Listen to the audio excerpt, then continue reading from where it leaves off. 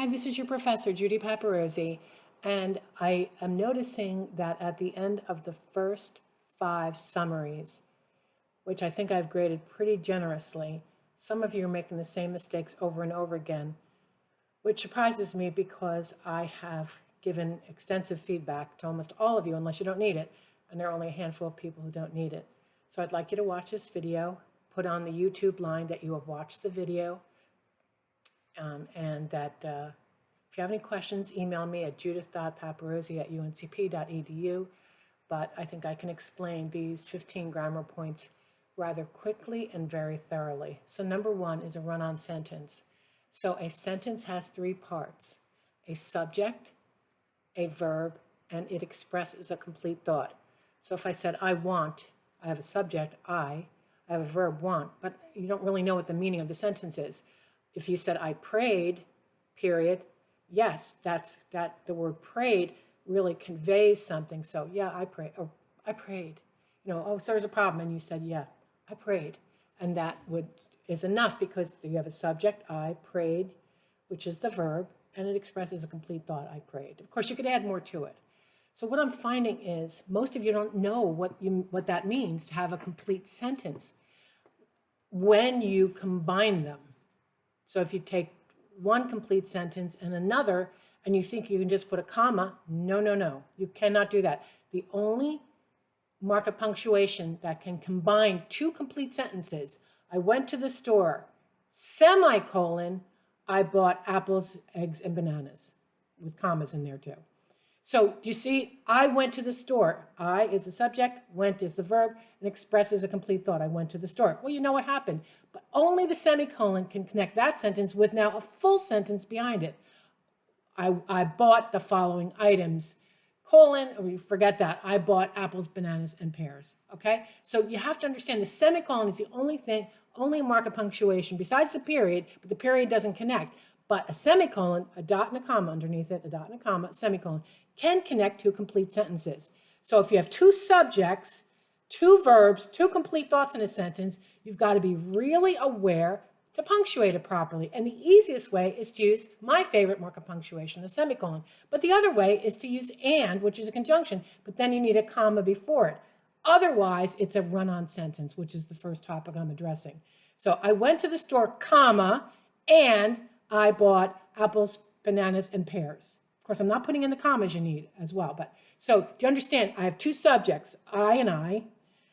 You have 2 verbs, went and bought, and you have 2 complete thoughts. So either the semicolon can connect it with no conjunction, and the conjunction joins things. So and, but, for, since, as, if, etc.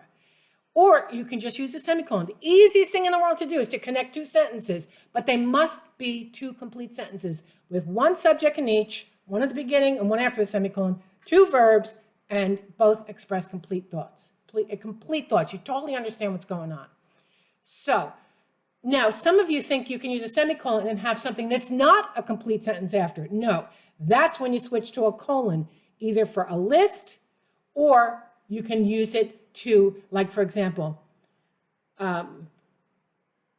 my favorite movie is considered the number 2 movie of all time, colon, then The Godfather. That's not my favorite movie. That's Dr. Mario's favorite movie, but I'm just using that.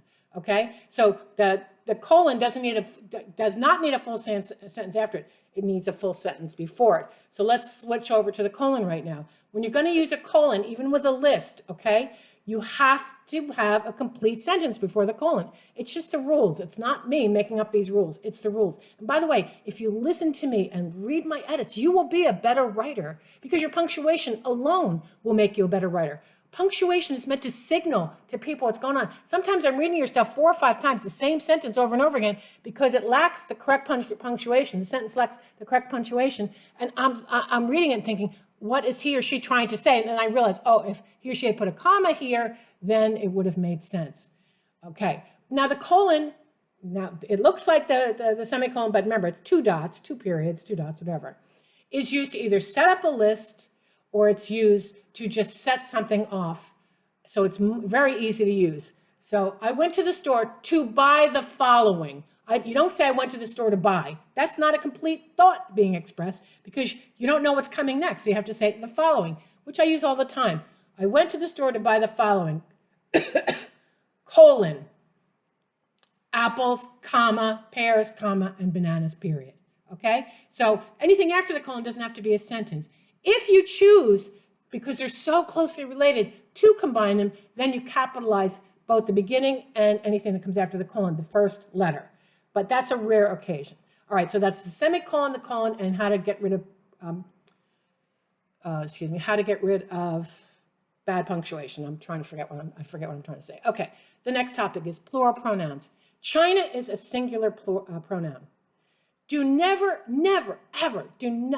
ever use an apostrophe to make anything plural. There's one or two, it means two minor exceptions if you're abbreviating letters, like I dot my I's and cross my T's. Then you can use it for I's and T's, apostrophe S. But it's never used again. No matter where you see it, on the highway or in writing, it's incorrect. We never make anything plural with an apostrophe. But I see you're also avoiding plural nouns, and you put apostrophe S, or you just avoid them all altogether. So plural nouns are made plural by adding an S or an ES depending on the spelling. If you don't know the spelling, go look it up on the internet. I have to look up words to this day. I'm 67 and I have advanced degrees. I still look up to make sure I spell my words correctly. But do not use a plural pronoun with a singular word like China, Thailand, Nigeria, North Korea, etc. Don't do it. China is one country. The word someone has the word one in it. So if it's someone lost, not there, his or her, pick one. I don't care which one you pick, you can pick them both. But somebody is one. Everyone has the word one in it. Many words are singular. Look it up if you don't know. But there's no question that countries are singular. China is one country. And by the way, please always capitalize country names. For some reason, people are sending me work this late and they don't capitalize China, and I don't know why. There are 3 rules for capitalization, and it's so simple. The first word of a sentence, easy enough. The first word of a sentence after a colon, which I mentioned before, not after a semicolon, or semicolon also, yes, too. So if the pronoun I, and finally, the name of anything. So my name is Professor Paparuzzi. If I just say professor, that's not a name. Well, you can argue it's a name, but it's not someone's name. But anything that has a name, like Professor Paparuzzi, both those words get capitalized. Professor, because that's my name. Doctor, whatever. Aunt Judy. Anything that's a name for somebody gets capitalized. But for some reason, people are very weird about capitalization. There's only 3 rules, so it's relatively easy. The first word of a sentence, the pronoun I, and a name of anything. But not like if there's a lieutenant in your place, when you're referring to him as Lieutenant Smith, you absolutely capitalize it because that's his name to you. That's his name. But if you're just saying the lieutenant went out or my mom went out, no, because I'm not referring specifically to a person. But mom is a little bit different. I try to capitalize it most of the time. All right, so plural pronouns go with plural nouns. Singular pronouns like it, its, it is, they go with singular nouns like countries, China. And I know why I know why you get this wrong. Because if you listen to the news reporters say it wrong all the time. All right, I'm going on too long. Number 3, if you don't know if it's a source, transit, or destination country, email me, please. People are just defining these words. So a source country is where victims come from. Like the United States is a source for the United States. We have plenty of victims that never move anywhere, may even stay in the town of Wilmington for his or her life. They may stay here for the rest of their lives, but they're victims nonetheless. So the United States is a source country of victims, specifically Wilmington, North Carolina, for example, where sex trafficking has become rampant, and other parts in the United States where labor trafficking has become rampant. So this is where the victims come from. A transit country is so rare. I wish I would just drop it out of here. But a transit country is a country specifically used to transit or take a victim from here to there. Mexico, it'll say right in the tip report, Mexico uses the United States, Mexico the source, uses the United States to transit victims to Canada. It also brings them here, but it doesn't transit across the United States. It's not about transporting, it's about transporting across a country specifically for purposes of human trafficking. So a transit country is rare. Now, China was a transit country, but boy, have you ever seen the size of it? It's enormous. but the likelihood is most countries are not going to come up as transit countries. If you don't know the answer to that question, email me and I'll tell you the answer. Destination is easy. It's where victims are taken to. From Mexico to the United States, from Mexico to Canada. That makes United States and Canada destination countries for Mexico, okay? So please don't define source, transit, and destination. Give me the evidence from the tip reporter, evidence from the research that you have done on the internet. There's plenty of places. Just put it in and you'll be able to find it. NGOs, please stop using the apostrophe. It's just outright annoying at this point. The plural of any abbreviation, you just add an S, and that's it. Please show possession. Like I'll see China government repeatedly. It's just not one person, it's many people. It's either the Chinese government or China's, China apostrophe S government. Don't be afraid to show possession, okay? I only get upset when you make a word plural by adding an apostrophe, but apostrophes are used to contract words like didn't, D-I-D and apostrophe T, that is did not, but we contract it with an apostrophe, or to show possession. And while I'm at it, you don't add an apostrophe S after decades, the 1960s, 1970s, 1980s, just add the S, okay? Introductory phrases, figure out what your subject is. Who is doing the action of the sentence? So if it's, before I was 10, I rode my bike to school. Okay, before I was 10, that word before should indicate to you that something is coming. I don't have the subject yet. Before turning 10 years of age, comma, I rode my bicycle. I is the one doing the riding, not the before. The before is an adverb that changes the whole purpose of what's coming right after it. So you want to set off 4 words or more with a comma, and that makes I do it 3 words, and if you say in 2019, comma, I went to Italy, okay? So please, I'm going to post some stuff about commas. That's the one you get most often wrong. Okay, the last section are recommendations. I know that the tip report writes them as command. Stop doing this. Pass more laws. They're all beginning with a verb. Stop is a verb. Pass is whatever. Train is a verb. China would make the subject, China, a full sentence. Should train, now there's your verb. It's police officers, etc. So please, it's right in the template. I don't know how anybody does it wrong. It's right in the template. So please follow the template instructions. Recommendations must be in full sentences. The second half of the semester, to be honest with you, I'm going to grade a little harder if these same mistakes are made. Please use my tier examples for tier rankings. I have a reason, which if anybody ever wants, you can know at the end of the semester. But that document, how to write up your tier ranking with examples, you go to whatever the example is for the tier. You don't look for North Korea, because that was week 1. You don't look for China, that was week 5. You look for what tier ranking China is, which is tier 3.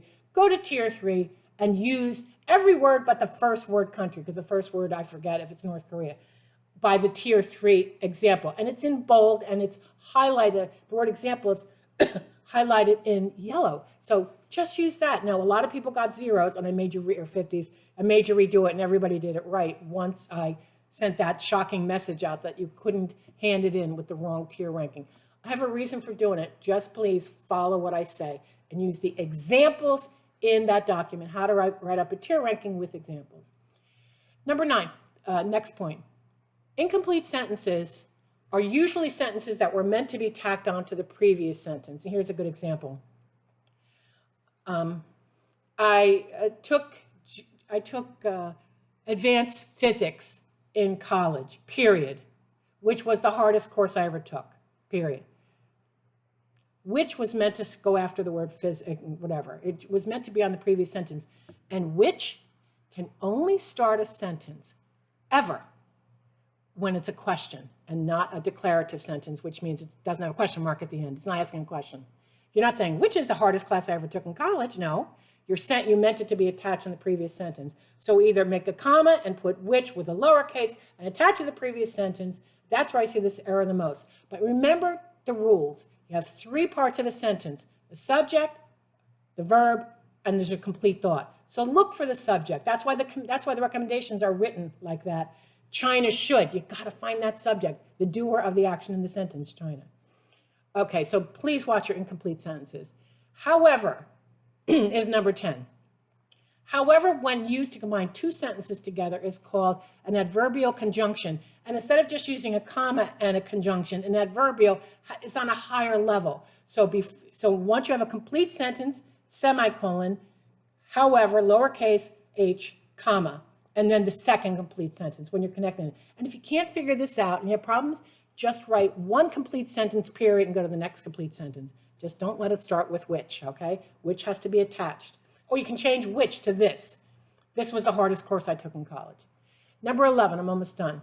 If you have one subject to a sentence, China should do this and China should do that. I don't have two subjects. I have one subject, China. Don't put a comma between it unless you're pulling another rule in on commas.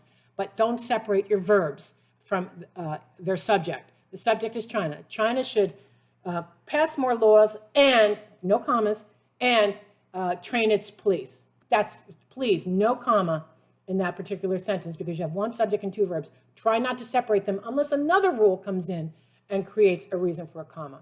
And please don't start sentences with numerals. Write them out. The first word of a sentence can never be 7-5. It's got to be, or, like 7-6 somebody wrote in the last one. When it starts out, just change it to the words. 75% of convicted offenders do this, 75%, but you're writing out 70 and you're writing out the dash 6. Quotation marks, very simple rule, and most of you are breaking it. Periods and comma inside that last quotation mark, not after it. The other ones, ask me for the rule. Colons, question marks, semicolons, usually are on the outside, but there are different rules, especially with the question mark. Ask me if you have a problem, but commas and periods always default to being inside that last quotation mark. And finally, I've already answered the last question. So thank you. It's a great class. I'm really enjoying the passion of my students, whatever. But the grammar errors are being repeated after a tremendous amount of work on my part, commenting and reading every last word that you write. I just want to get this fixed. Sorry for the long video, but I think it's really important for everybody to watch.